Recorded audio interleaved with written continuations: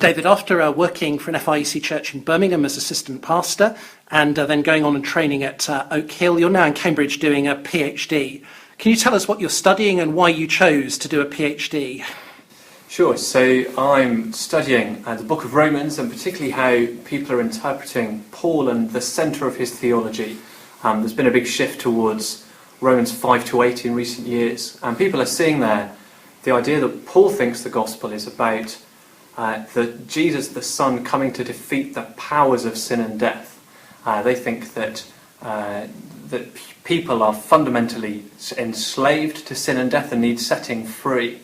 Now there's lots that's true in that, but they are wanting to say Paul is moving away from ideas of forgiveness and substitutionary atonement, and instead it's about liberation. They're even reading something like the phrase the righteousness of God to mean the deliverance of God, the liberation that God brings. So I'm looking at that and tracing the history of it and seeing how that doesn't work out in some of the very texts that they rely on in Paul, particularly in Romans.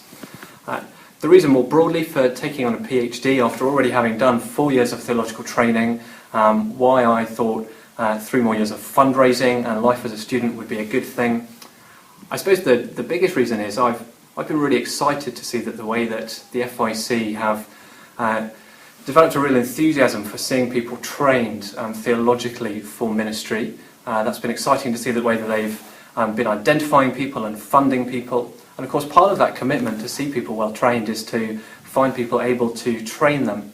And it seems to me we need specialists in order to train people for gospel ministry.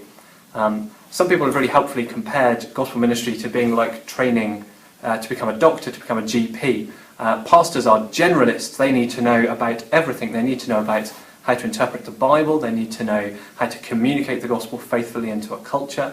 They need to know something of church history and doctrine. They need to know a bit of everything.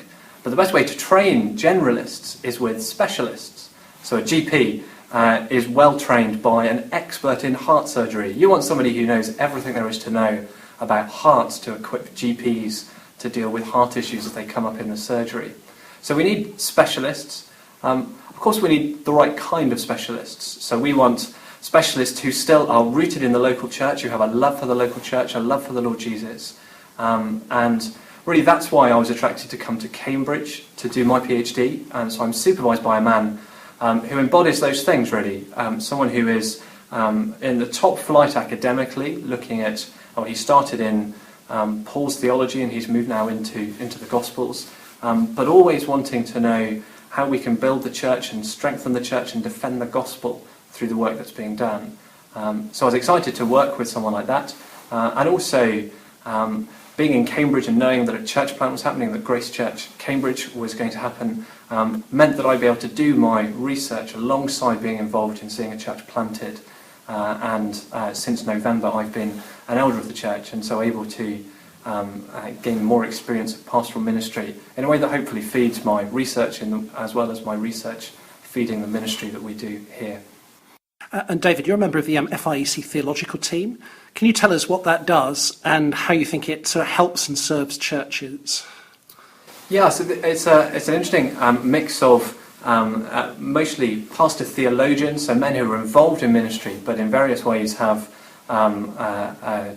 theological minds and able to resource the churches, and that's what it's about really. So thinking about what's happening in the wider evangelical culture and engaging with trends, helping pastors identify what are the trends or things that they don't need to worry about or get distracted by, but also trends that might be helpful to them in their ministry, or things that are happening which might endanger the gospel in various ways. So it's a group of pastors largely and a few people like myself who hopefully are surveying the scene in that way, theologically, culturally, but also and increasingly providing resources for pastors to help them get hold of some of those issues and know how to reflect biblically on them.